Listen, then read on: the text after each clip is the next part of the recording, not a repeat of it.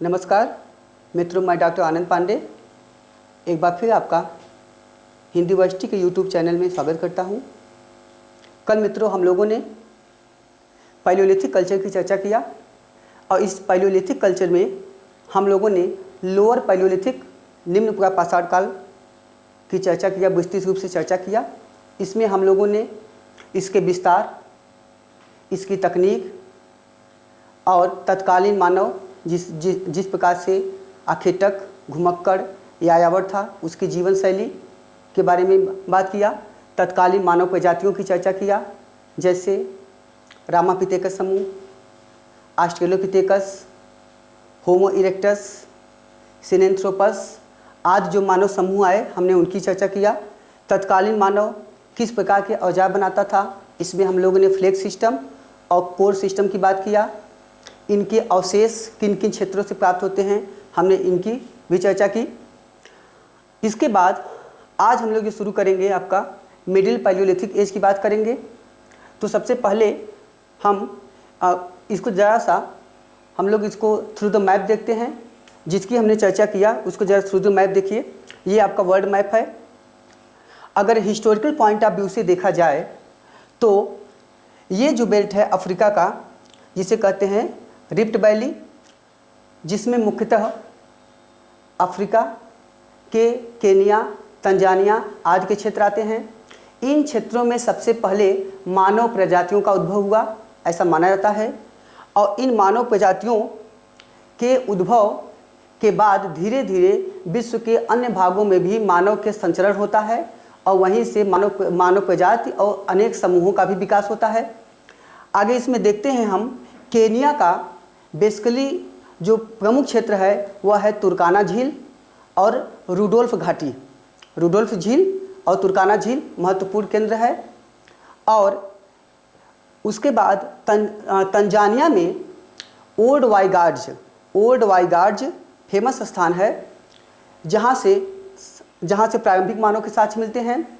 इसी तरह दक्षिण अफ्रीका का टोंगा क्षेत्र भी महत्वपूर्ण है। दक्षिण अफ्रीका के टोंगा क्षेत्र से रेमंड डार्ट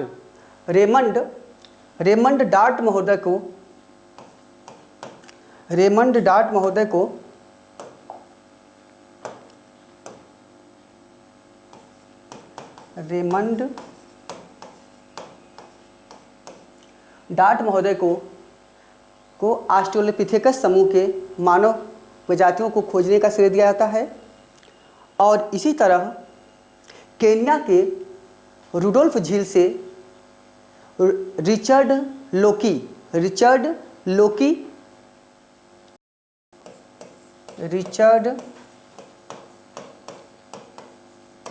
लोकी ने ऑस्ट्रेलोपिथेकस प्रजाति की खोज किया था।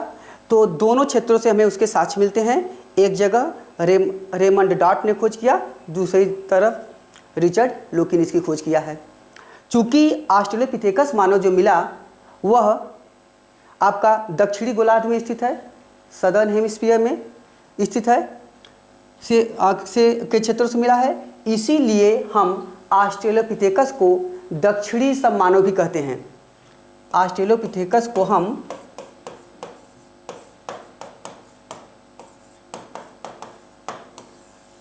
दक्षिणी सब मानव भी कहते हैं, क्योंकि यह दक्षिणी गोलार्ध से इसके अवशेष प्राप्त हुए हैं। तो एक तो पहला आपका कंसेप्ट ये हुआ। दूसरा देखिएगा कि इसमें एक अन्य महत्वपूर्ण तथ्य है। ऐसा माना जाता है कि मानव प्रजातियों में सबसे प्राचीनतम मानव जिसने पहली बार औजारों का प्रयोग किया या औजार बनाना सीखा, औजार बनाना शुरू किया, वह मानव है ऑस्ट्रेलोपिथेकस। तो ऑस्ट्रेलोपिथेकस पहला औजार बनाने वाला मानव माना जाता है। इसी तरह अभी हम आगे और देखेंगे वर्ल्ड मैप से। अभी हमने चर्चा किया था, आपको फ्रांस का बताया था। यहाँ से देखिएगा फ्रांस और स्पेन। तो फ्रांस के क्षेत्रों में बेसिकली प्रारंभिक मानव समाज या सभ्यता का विस्तृत अध्ययन किया गया। और यहाँ के फेमस जो क्षेत्र रहे हैं खासकर हिस्टोरिकल पॉइंट ऑफ व्यू से, उनमें से मुख्यतः आपके अबेबिल, मुस्टीरियन, मगदालिन प्रमुख रहे हैं। इसी का महत्वपूर्ण क्षेत्र है लोआलोएशियन, अभी आगे चर्चा करेंगे। लास्को, काउवेट महत्वपूर्ण क्षेत्र हैं। यहीं का एक क्षेत्र है फोंट द गाम, हम अभी इसकी विस्तृत चर्चा करेंगे कि कहाँ से किस लिए महत्वपूर्ण है। रोमानिया है, रोमानिया का कोलिबोइया महत्वपूर्ण केंद्र है। इंडोनेशिया द्वीप समूह में सुलावेसी द्वीप समूह महत्वपूर्ण है। सुलावेसी द्वीप समूह से हमारे पास विश्व इतिहास में सबसे प्रारंभिक गुफा चित्रकारी का साक्ष्य मिलता है, जिसे कहते हैं पेट्रोग्लिफ। तो गुफा चित्रकारी का प्राचीनतम साक्ष्य आपका लगभग 35,000 ईसा पूर्व पुराना है, जो आपको मिला है इंडोनेशिया के सुलावेसी द्वीप समूह से। जबकि यहाँ पे स्पेन जो है, समझिएगा, स्पेन के अल्तमीरा से प्राचीनतम रॉक पेंटिंग, प्राचीनतम पत्थरों पे बनाए गए चित्र, चट्टानों पे बनाए गए चित्र के साक्ष्य मिलते हैं। तो प्राचीनतम रॉक पेंटिंग पूछेगा तो अल्तमीरा, और अगर गुफा चित्रकारी पूछेगा तो सुलावेसी द्वीप समूह। अल्तमीरा का जो साक्ष्य है वह 10,000 ईसा पूर्व का है, जिसे मारिया सातुलोवा ने खोजा था। मारिया सातुलोवा ने इसे खोजा था। और अल्तमीरा में से अन्य बहुत सारे चित्रकला के साक्ष्य मिलते हैं, जिनकी चर्चा हम और आगे अभी करेंगे। तो कुल मिला के वर्ल्ड मैप के अगर दृष्टिकोण से हम महत्वपूर्ण केंद्र इस तरह निर्धारित कर सकते हैं। इसी तरह देखिए, चाइना में चाओजुकुतियान की चर्चा किया था, जहाँ होमो इरेक्टस का प्राचीनतम साक्ष्य मिलता है। अभी भारत की भी चर्चा हम लोग आगे करेंगे कि भारत के महत्वपूर्ण कौन कौन से क्षेत्र हैं। ठीक है, तो सबसे पहले हम आते हैं, निम्न पुरापाषाण काल की बात हम कर चुके हैं। अब निम्न पुरापाषाण काल के बाद हम आते हैं मध्य पुरापाषाण काल। मिडिल पैलियोलिथिक का सामान्यतः समय 1 लाख ईसा पूर्व से 40 लाख ईसा पूर्व तक माना जाता है। इसके प्रारंभिक साक्ष्य, इसका सबसे प्रारंभिक साक्ष्य फ्रांस में स्थित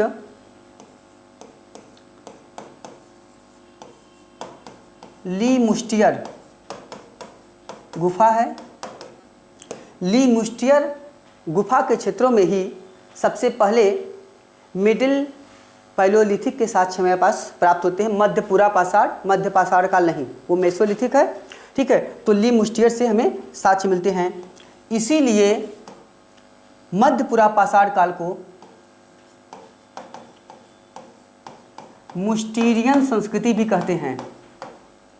मध्य पुरापाषाण काल को मुस्टीरियन संस्कृति भी कहते हैं। जहाँ तक भारत का कंसर्न है, तो भारत में मध्य पुरापाषाण काल के जो प्रारंभिक साक्ष्य मिले हैं वे एच.डी.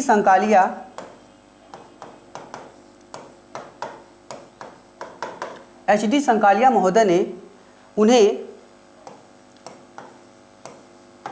प्रवरा नदी के निक्षेपों से प्राप्त किया है। प्रवरा नदी, यह नदी गोदावरी नदी की सहायक नदी है। और जब आप extension of Indus valley civilisation पढ़ते हैं, हड़प्पा सभ्यता का विस्तार, तो देखते हैं कि कुछ विद्वान यह मानते हैं कि हड़प्पा सभ्यता का विस्तार गुजरात के भोगवा नदी के पास तक, जो भगवत राव है जगह, वहाँ तक ही स्थित था, उसके बाद नहीं था। लेकिन कुछ अन्य विद्वान मानते हैं कि महाराष्ट्र में स्थित दाइमाबाद जो है, दाइमाबाद प्रवरा नदी पर स्थित है, तो दाइमाबाद जो है वहाँ तक हड़प्पा सभ्यता का विस्तार है। दाइमाबाद की एक अन्य खासियत है कि दाइमाबाद से सबसे बड़ी बस्ती का साक्ष्य मिला है। दाइमाबाद से सबसे विस्तृत बस्ती का साक्ष्य मिलता है।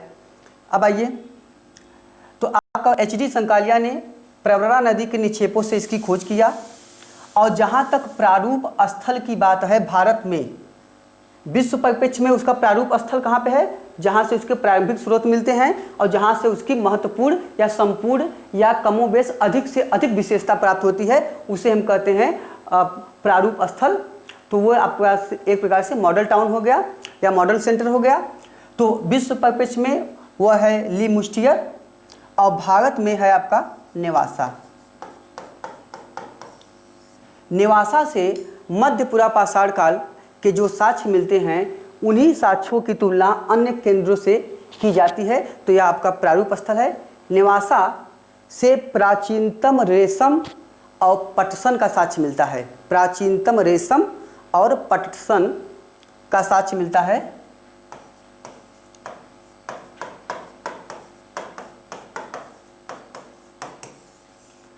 ये प्राचीनतम साक्ष्य आपका नेवासा से प्राप्त हुआ है। अब और थोड़ा समझिएगा, यहाँ से जो मिडिल पैलियोलिथिक एज है, इसमें तत्कालीन मानव किस प्रकार के औजारों का प्रयोग करता था, उनके केंद्र क्या थे। तो तत्कालीन मानव द्वारा जो प्रयुक्त औजार थे वे ज़्यादातर ब्लेड पे या फलक पे बनाए जाते थे। पत्थर के टुकड़े को काट काट के अलग करना, उसके ब्लेड से निकालना, उसको फलक कहते हैं। और इन्हीं फलकों की सहायता से सबसे ज़्यादा इस काल में औजार बनाए गए, इसीलिए इस काल को हम फलक संस्कृति भी कहते हैं।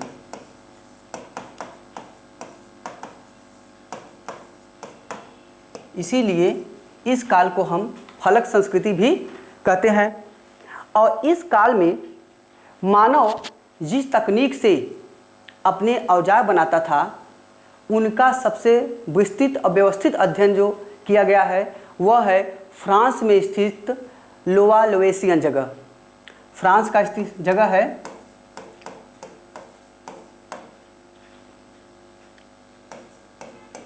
लोवालेसियन।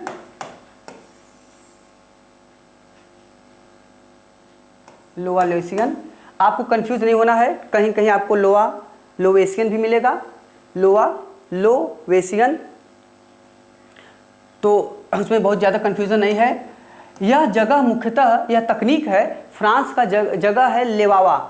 फ्रांस का एक जगह है लेवावा। जो फ्रांस में लेवावा जगह है, यहाँ से जो औजार बनाए गए या जो औजार प्राप्त हुए, उन औजारों को लेवा लेवेसियन कहा जाता है। इस तकनीक को हम लोआ लोबी तकनीक या लेवा लेवेसियन तकनीक भी कहते हैं। ये लेवा लेवेसियन तकनीक में जो औजार बनाए गए, आपसे पहला क्वेश्चन हो सकता है कि इस तकनीक के औजार कहाँ बने। ये यूपी पीसीएस में भी क्वेश्चन पूछा गया कि लोआ लोबी तकनीक से जो औजार बनाए गए वो किस काल के हैं। तो ये हैं मध्यपुरा पाषाण काल के। कहाँ से मिले हैं? फ्रांस से मिलते हैं। इसमें ये क्या होता है, इसमें प्रायः जो गोल पत्थर होते हैं, जो राउंड स्टोन होते हैं, उन पत्थरों को काटा जाता है और उनमें एक तरफ की ओर धार होती है, एक तरफ धार होती है। उन्हीं गोलाई वाले पत्थर को, जो राउंड शेप्ड स्टोन होते हैं, उनको काट कर इससे औजार बनाया जाता है। ये हो गया। इसी तरह इस काल में एक अन्य महत्वपूर्ण केंद्र है, वह है इंग्लैंड ब्रिटेन में स्थित। और यहाँ से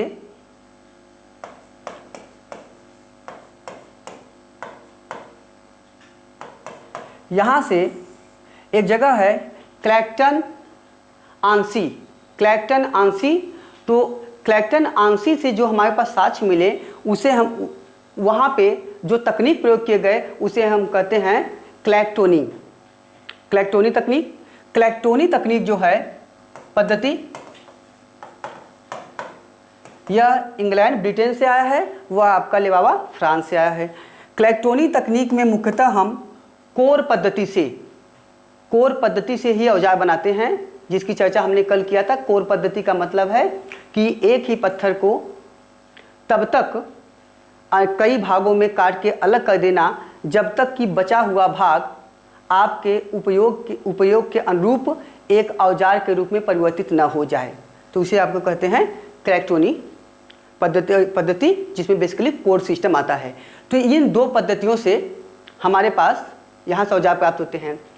इसी तरह मध्यपुरा पाषाण काल में एक अन्य महत्वपूर्ण क्वेश्चन है कि मध्यपुरा पाषाण काल में राजस्थान के थार क्षेत्र, जो राजस्थान का थार रेगिस्तान का क्षेत्र है, यहाँ से बीएन मिश्र महोदय ने जो सामग्रियाँ प्राप्त किया, उनकी तकनीक, बनावट आदि को उन्होंने संयुक्त रूप से लोनी उद्योग कहा है, सॉरी लूनी उद्योग कहा है, लूनी उद्योग,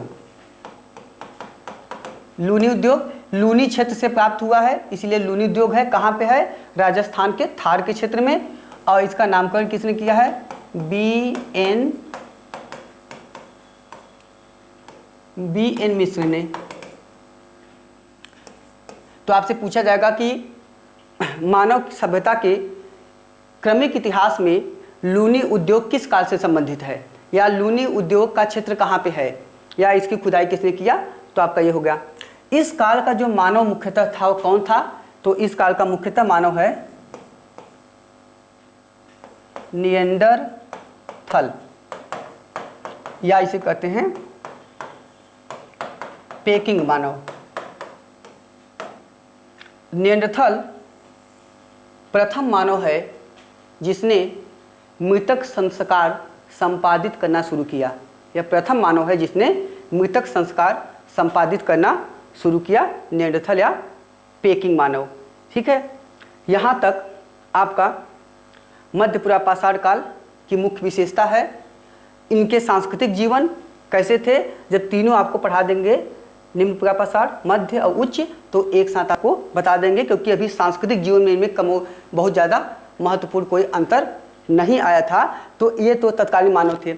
अब समझिएगा कि निएंडरथल मानव के बाद चांसलेट आते हैं, इसके बाद ग्रिमाल्डी आते हैं। चांसलेट का साक्ष्य फ्रांस से मिला है, ग्रिमाल्डी का साक्ष्य इटली से मिला है। इटली का जगह है ग्रिमाल्डी, और चांसलेट जो है आपका फ्रांस का जगह है।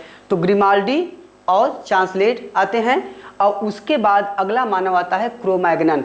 तो इनको हम, चूंकि हम जब उच्च पुरापाषाण काल पढ़ेंगे तो हम सीधे होमोसेपियन से शुरू करते हैं, आधुनिक मानव। तो निश्चित तौर से निएंडरथल के बाद का जो मानव समूह होगा, जो मानव प्रजाति का विकास होगा, वह तब तक चलता रहेगा जब तक होमोसेपियंस नहीं आएगा।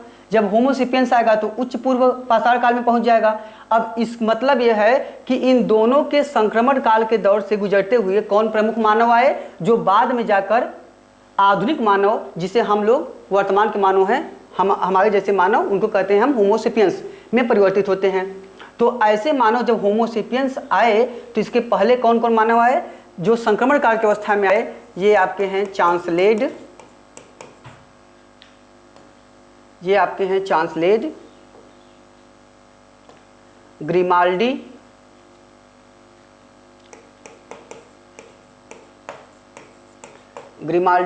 और क्रोमैग्नन। यहाँ से कई बार क्वेश्चन पूछा गया है, जो क्रोमैग्नन मानव है यही अंतिम वह मानव समूह का प्राणी है या मानव संप्राणी है जिसके बाद आधुनिक मानव का विकास हुआ, वह हुआ होमोसेपियंस।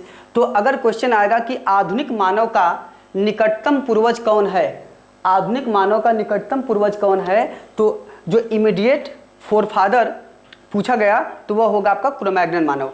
तो आधुनिक मानव हम लोग हैं, हमारा निकटतम पूर्वज कौन है? क्रोमैग्नन मानव। ये क्वेश्चन कई बार पूछा गया है। इसका साक्ष्य कहाँ से मिलता है? तो क्रोमैग्नन मानव का साक्ष्य पहली बार फ्रांस के डार्डोन घाटी से मिलता है। इसका साक्ष्य पहली बार फ्रांस के डार्डोन घाटी से मिलता है, जिसे मैक ग्रीगर महोदय ने खोजा है, जिसे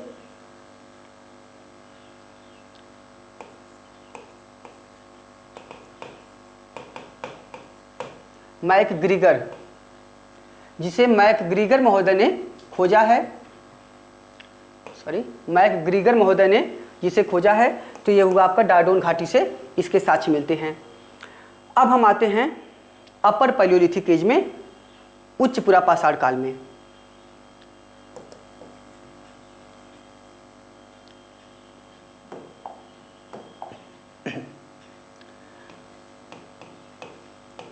उच्च पुरापाषाण काल।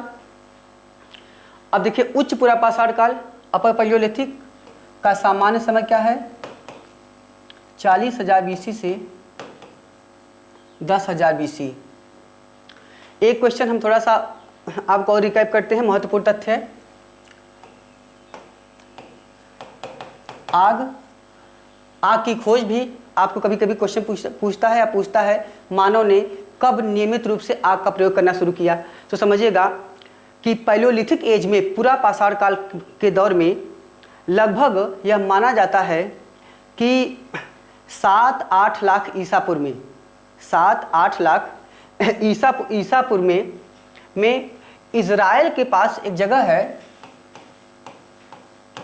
बिनाट याकूब। माना जाता है कि इज़राइल के बनाट याकूब गुफा के क्षेत्रों में हमारे पास संभवतः प्रारंभिक आग के साक्ष्य मिलते हैं, लेकिन यह जो साक्ष्य है यह अभी नियमित प्रयोग इसका नहीं किया जाता था, तो यह अभी तक पूरी तरह से श्योर नहीं है, लेकिन माना जाता है कि प्रारंभिक स्रोत हो सकता है, लेकिन तत्कालीन मानव अभी तक इसका प्रयोग नहीं करता था। इसके बाद आइए, इसके बाद लगभग उच्च मध्य पूरा पाषाण काल में 61,000 BC अफ्रीका के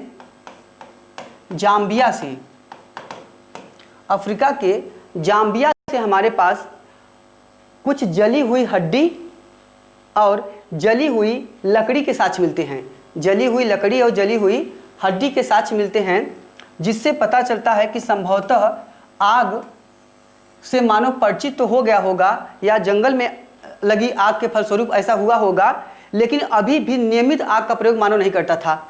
जब उच्च पूर्व पाषाण काल में हम आते हैं तो उच्च पूर्व पाषाण काल में लगभग 10,000 ईसा पूर्व के समय में देखते हैं कि जो तत्कालीन गुफा जो केव मिलते हैं, जो आपके रॉक केव्स हैं, वहाँ पे कहीं गुफाओं में दीपक जलाने के साक्ष्य मिलते हैं और छिछले नाद नुमा जो ब्रैकेट ताक होते हैं वो दीवालों के कार्नर पे बनाए जाते हैं दीपक रखने के लिए, उनके साक्ष्य मिलते हैं। तो इससे पता चलता है कि मानव आग के बारे में महत्वपूर्ण जान चुका था या ज़्यादा जानकारी हो चुकी थी। लेकिन फिर भी अगर आग का नियमित प्रयोग आए, अगर दीपक आए, मानव ने दीपक जलाने का साक्ष्य पहली बार कब प्राप्त किया, तो दीपक जलाने का साक्ष्य यह आपके उच्च पूर्व पाषाण काल में आता है। लेकिन अगर फिर भी आग का नियमित प्रयोग पूछे कि आग का मानव ने नियमित प्रयोग कब शुरू किया, अपने लिए विभिन्न चीज़ों के लिए, अपने दैनिक जीवन के उपभोग के लिए अगर उसने शुरू किया, तो इसका साक्ष्य कहाँ से मिलता है? इसका साक्ष्य हम नव पाषाण काल से मानते हैं। तो मानव ने नियमित रूप से आग का प्रयोग नव पाषाण काल से करना शुरू किया। भारत में प्राचीनतम चूल्हे का साक्ष्य आंध्र प्रदेश के बिलासपुर गांव से मिला है। आंध्र प्रदेश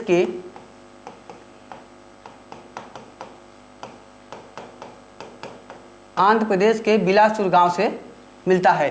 तो ये प्राचीनतम चूल्हे का साक्ष्य भारत में मिला है।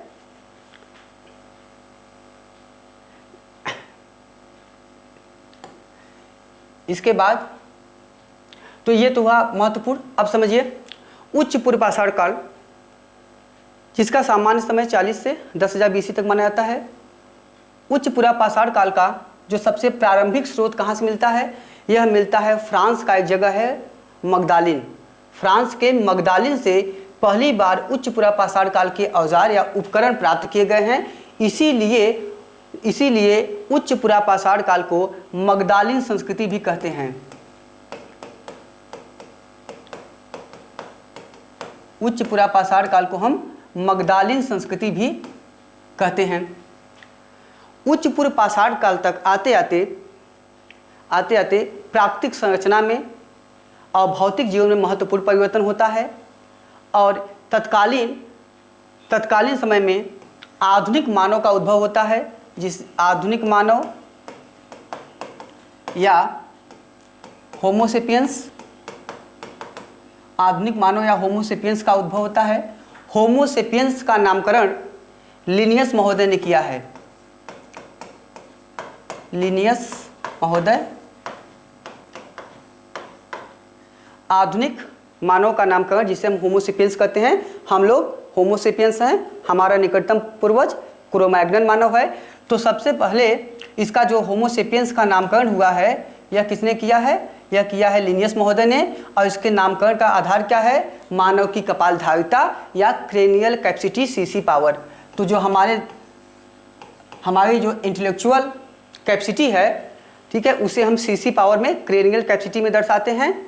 जिस मानव का क्रेनियल कैपेसिटी लगभग 1400 या 1450 सीसी है उसे हम आधुनिक मानव मानते हैं। 1400 या 1450 सीसी है उसे हम आधुनिक मानव मानते हैं या होमोसेपियंस मानते हैं। इस काल में विश्वव्यापी दृष्टिकोण से जो सबसे महत्वपूर्ण परिवर्तन हुआ वह था, मतलब विश्वव्यापी दृष्टिकोण का मतलब है ऐसा परिवर्तन जो समस्त विश्व में दिखाई दे, वह है आधुनिक मानव का उद्भव, होमोसेपियंस पहला, और दूसरा है चकमक उद्योग। तो पहला है आपका होमोसेपियंस और दूसरा है चकमक उद्योग। चकमक एक प्रकार के पत्थर होते हैं, इन पे अनेक प्रकार के औजार बनाए गए, इसीलिए इसे चकमक उद्योग का नाम दिया गया। ये दो महत्वपूर्ण परिवर्तन विश्वव्यापी दृष्टिकोण से हुए। अन्य महत्वपूर्ण परिवर्तन इस काल में क्या हुए? अन्य महत्वपूर्ण परिवर्तनों में सबसे महत्वपूर्ण है आपका कि मानव पहले कालों की अपेक्षा इस दौर में या इस काल में अधिक यांत्रिक हुआ, टेक्निकल हुआ। अब मानव अपने औजारों को बनाने में अधिक से अधिक तकनीक का प्रयोग करने लगा और मानव ने पहली बार भाला फेंकने के लिए लीवर का प्रयोग करना शुरू किया। तो लीवर का प्रयोग भाला फेंकने के लिए मानव ने इस काल में किया। यह महत्वपूर्ण परिवर्तन आया। धनुष और बाण का पहली बार आविष्कार इसी काल में हुआ। धनुष और बाण का पहली बार आविष्कार इसी काल में हुआ। दीपक जलाने का साक्ष्य इसी काल में मिलता है। तो दीपक जलाने का साक्ष्य इस काल में मिलता है। ये महत्वपूर्ण परिवर्तन थे जो विश्वव्यापी परिप्रेक्ष्य में दिखाई पड़ते हैं। जहाँ तक विस्तार क्षेत्र की बात है तो इसका विस्तार क्षेत्र विश्व से लेकर भारत के अनेक क्षेत्रों में रहा है। पहले हम भारत की चर्चा करते हैं। भारत में उत्तरी भारत, मध्य भारत और दक्षिणी भारत के क्षेत्रों से, पश्चिमी और पूर्वी भारतीय क्षेत्रों से भी इसके अनेक साक्ष्य प्राप्त होते हैं। उत्तर भारत में बेलन घाटी इसका एक महत्वपूर्ण केंद्र था। बेलन घाटी से इस काल में हमारे पास जो लेयर्स मिलते हैं, जमाव मिलते हैं, उनसे प्रारंभिक काल से लेकर नवपाषाण काल तक और उसके बाद के काल तक के क्रमिक जमाव, क्रमिक जो कंसेक्यूटिव आर्डर में उसके लेयर्स प्राप्त होते हैं, जिनसे हम बता सकते हैं कि इस काल में किस प्रकार का सांस्कृतिक जीवन था और किन किन संस्कृतियों का यहाँ डेवलिंग था, किस प्रकार के संस्कृति के लोग यहाँ पे निवास किए जा रहे। चूँकि यहाँ पे जो लेयर प्राप्त होते हैं वे लेयर एक क्रमिक रूप से प्राप्त होते हैं, इसीलिए एच.डी. संकालिया ने इसे the text book of section कहा है। बेलन घाटी से प्राप्त जमाओं को, ये क्वेश्चन हायर में पूछा गया है, तो बेलन घाटी से प्राप्त जो जमाव हैं, जो लेयर हैं, उन जमाओं को एच.डी. संकालिया ने the text book of section कहा है। The text book of section कहा है। और बेलन घाटी जो आपका बेसिकली मिर्ज़ापुर का क्षेत्र है, तो यह इलाहाबाद और मिर्ज़ापुर के बीच में स्थित जगह है बेलन घाटी। बेलन घाटी के लोहंदा नाले से, बेलन घाटी के लोहंदा नाले से, ये भी क्वेश्चन कई बार पूछा गया है, लोहंदा नाला से भारत में प्राचीनतम मातृ देवी की मूर्ति मिलती है। भारत में, ये क्वेश्चन आपसे कई बार पूछा गया है, भारत में प्राचीनतम मातृ देवी की मूर्ति मिलती है बेलन घाटी के लोहंदा नाले से, और यह मातृ देवी की मूर्ति किसकी बनी है? हड्डी की। यह भी क्वेश्चन पूछा जाएगा, किसकी बनी है? हड्डी की। तो हड्डी के मातृ देवी की मूर्ति प्राचीनतम कहाँ से मिलती है? वह बेलन घाटी का है। किस काल का है? उच्च पुरा पाषाण काल का है। ठीक, जहाँ तक मातृ देवी के कंसेप्ट की बात है, समझिएगा, मातृ देवी की प्राचीनतम मूर्ति पूरे विश्व में ऑस्ट्रेलिया में मिलती है। मातृ देवी की प्राचीनतम मूर्ति पूरे विश्व में ऑस्ट्रेलिया में मिलती है। और उसके बाद अपर पैलियोलिथिक काल में यह लोहंदा नाले से मिलती है। और जब इसके बाद हम ताम्र पाषाण काल में चलते हैं, कैल्कोलिथिक कल्चर में चलते हैं, तो वहाँ से इनाम गांव, ये कहाँ स्थित है? महाराष्ट्र में। और नवदा टोली कहाँ है? मध्य प्रदेश में। तो यहाँ एमपी एमएच महाराष्ट्र से मिलते हैं। लेकिन ये दोनों जगह मातृ देवी की मूर्ति तो मिलती है, लेकिन ये दोनों स्थल किस काल के हैं? कैल्कोलिथिक एज के हैं, ताम्र पाषाण काल के हैं। इनाम गांव से अग्निकुंड के भी साक्ष्य मिले हैं, इसकी चर्चा हम बाद में करेंगे। और इनाम गांव ये हो गया। और आगे देखिए, इनाम गांव से कुछ सिरकटी नारी मूर्तियां मिली हैं। इनाम गांव से कुछ सरकटी, जिसके सिर नहीं हैं, नारी मूर्तियां मिली हैं, जिनकी तुलना महाभारत में उल्लिखित एक देवी हैं, उनका नाम है बिसिरा। महाभारत में उल्लिखित देवी बिसिरा से की जाती है। उनका भी सर नहीं था, बिसिरा, महाभारत में उल्लिखित बिसिरा देवी से की जाती है। तो इनाम गांव से प्राप्त हुआ है। तो ये दोनों साक्ष्य ताम्र पाषाण काल के, लोहंदा नाले का साक्ष्य जो है वो आपका अपर पैलियोलिथिक एज का है। और हड़प्पा काल में मातृ देवी की मूर्ति बलूचिस्तान से मिलती है। हड़प्पा काल में बलूचिस्तान, तो अगर हड़प्पा काल पूछेगा तो आंसर होगा बलूचिस्तान। ठीक, तो अलग अलग जगह पे जैसे क्वेश्चन होगा वैसे उसका आंसर होगा। तो मातृ देवी की मूर्तियां अलग अलग रही हैं। मिस्र में अगर देखा जाए तो मिस्र में जो महत्वपूर्ण देवी थी, जैसे बेस्तेत आदि देवी हैं, इन देवी की प्रतीक चिन्ह जो थी वह कैट, बिल्ली मानी गई थी। इसीलिए बिल्ली को मिस्र वाले बहुत शुभ मानते थे और उसका बहुत सम्मान करते थे। इसीलिए जितनी मम्मी प्राप्त हुई है उनमें मानव को अगर छोड़ दिया जाए तो जिन पशुओं की मम्मी प्राप्त होती है उनमें सर्वाधिक संख्या बिल्लियों की है। तो बिल्लियों के सर्वाधिक मम्मी प्राप्त होते हैं जानवरों में। ठीक है, तो यहाँ से ये आपका हुआ मातृ देवी की मूर्ति हो गई। ये हो विश्व परिप्रेक्ष्य में आपने अभी इसको देखा। अब दूसरा देखिए, उच्च पूर्व पाषाण काल में इसके बाद जो अन्य महत्वपूर्ण परिवर्तन हुआ वो क्या हुआ कि इस काल में पहली बार हमें विस्तृत पैमाने पे चित्रकारी के साक्ष्य मिलते हैं। तो मानवीय गतिविधियों का वह दौर भी इस काल में महत्वपूर्ण रूप से प्राप्त होता है। जैसे कि मानव ने कलात्मक रूप से या मानव की कलात्मक जो अभिरुचि थी उसके बारे में विस्तृत जानकारी मिली है। और यह जो जानकारी मिलती है यह तत्कालीन मानव द्वारा जो प्रमुख रूप से आखेट के चित्र बनाए गए उनमें प्राप्त होती है, क्योंकि तत्कालीन मानव ज़्यादातर आखेट के ही चित्र बनाता था। इनमें इनके महत्वपूर्ण केंद्र क्या है? तो सबसे पहले चर्चा किया स्पेन में स्थित अल्तमीरा, यहाँ से प्राचीनतम रॉक पेंटिंग के उदाहरण मिलते हैं। प्राचीनतम रॉक पेंटिंग के उदाहरण मिलते हैं। इसे मारिया सातुलोवा ने खोजा है। और इनमें से जिन चित्रों की प्रधानता मिलती है उनमें कौन कौन से जानवर आते हैं? उनमें सबसे पहले आते हैं आपके मारोस, बिजोन, ओराक्स, रेंडियर, गैंडा, बाघ।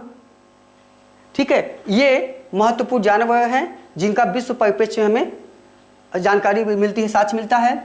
इसी तरह इंडोनेशिया में स्थित सुलावेसी द्वीप समूह से सबसे प्राचीनतम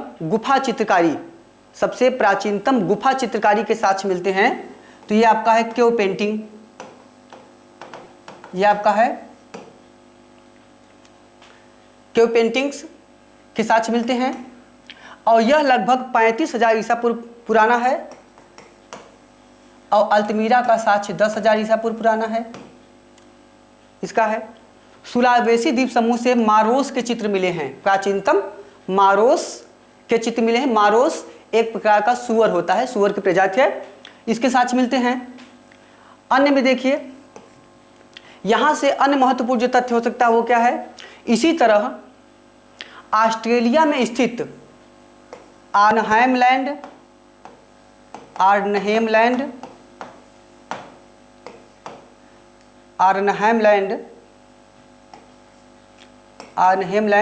ऑस्ट्रेलिया का महत्वपूर्ण केंद्र है।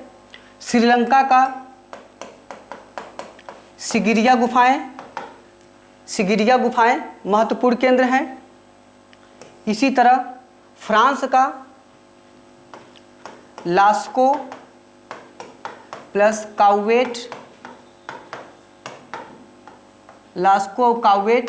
महत्वपूर्ण केंद्र है। फ्रांस का ही फोंट द गाम यहाँ से भी महत्वपूर्ण चित्रकारी के साक्ष्य मिलते हैं। और रोमानिया का एक जगह है कोईबोइया, रोमानिया में है कोईबोइया, यहाँ से भी महत्वपूर्ण चित्रकारी के साक्ष्य मिलते हैं। अब आते हैं हम एक चीज़ और, रॉक पेंटिंग्स जो होते हैं, जो चट्टानों पर बनाए गए चित्र होते हैं, उनको कहते हैं पिक्टोग्राफ, और जो चित्र गुफाओं में बनाए जाते हैं उनको कहते हैं पेट्रोग्लिफ। तो यहाँ पे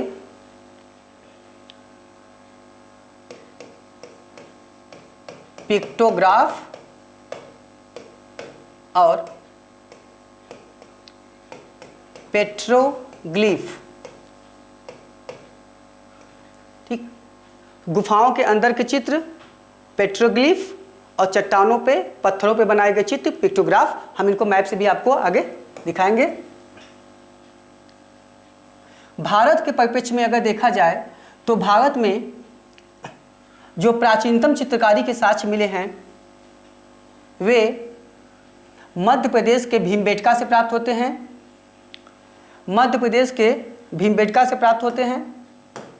भीमबेटका से पुरा पाषाण काल से लेकर ऐतिहासिक काल तक के साक्ष्य मिलते हैं। क्रमिक रूप से मध्य पाषाण काल के भी हैं, नव पाषाण काल के भी हैं, इसके बाद के चित्र हैं।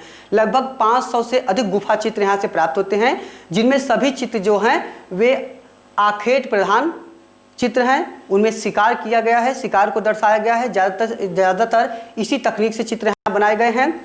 और इनमें अगर ये पूछा जाए कि भीमबेटका में सर्वाधिक चित्र किस काल के हैं, तो भीमबेटका के सर्वाधिक चित्र मध्य पाषाण काल के हैं। भीमबेटका के सर्वाधिक चित्र मध्य पाषाण काल के हैं। यहाँ से मुख्यतः आपका भैंसा, गैंडा, सुअर आदि जानवरों के चित्र प्राप्त होते हैं। भीमबेटका से एक महत्वपूर्ण चित्र है, रथ पे बैठा हुआ आदमी पत्थर फेंक रहा है, इसका महत्वपूर्ण चित्र यहाँ से प्राप्त होता है।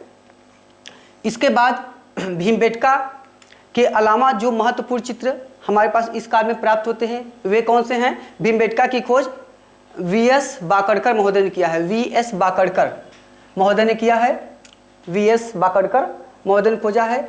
भीमबेटका के अतिरिक्त जो अन्य महत्वपूर्ण साक्ष्य हैं हमारे पास वो मिलते हैं, खासकर मिर्ज़ापुर, सिंघनपुर, शंकरगढ़, होशंगाबाद। उसके बाद मिर्ज़ापुर का जो पहाड़ी क्षेत्र है जिसे कहते हैं कैमूर पहाड़ी क्षेत्र, वहाँ से सरवाई पथरी से मिलते हैं, लोहरी से प्रमुख चित्र मिलते हैं। लोहरी का जो चित्र है महत्वपूर्ण है, क्योंकि लोहरी से मशाल जलाता हुआ व्यक्ति बाघ का सामना करता है। मशाल जलाता हुआ व्यक्ति बाघ का सामना करता है। इसी प्रकार महाराष्ट्र के पटड़े में एक महत्वपूर्ण चित्र प्राप्त होता है। पटड़े का जो चित्र है इस अर्थ महत्वपूर्ण है कि यहाँ पे साली महोदय ने जब इसकी खुदाई किया तो यहाँ से शुतुरमुर्ग के अंडे पे बनाया गया चित्र मिलता है। तो शुतुरमुर्ग के अंडे पे बनाया गया चित्र कहाँ से मिलता है? पटड़े से। आदमगढ़ जो मध्य प्रदेश में है, आदमगढ़ से जिराफ ग्रुप का चित्र मिलता है। जिराफ ग्रुप का चित्र मिलता है।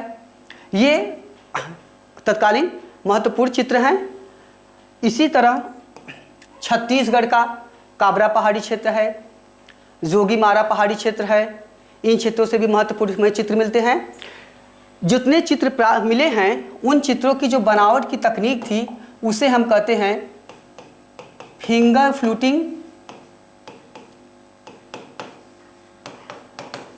फ्लूटिंग या प्रेशर टेक्निक।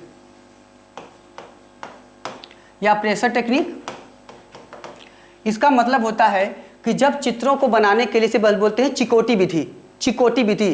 तो ज़्यादातर चित्रों को बनाने के लिए ये लोग क्या करते थे, अपने हाथ से ही नाक कान गला जो बनाना होता है उसका बना देते हैं। तो इस काल में ज़्यादा से ज़्यादा चित्र जो हैं वह प्रेशर टेक्निक या फिंगर फ्लूटिंग टेक्निक से बनाए गए हैं। और ज़्यादातर चित्र जो हैं वे आखेट प्रधान चित्र हैं जिनमें शिकार की प्रधानता मिलती है।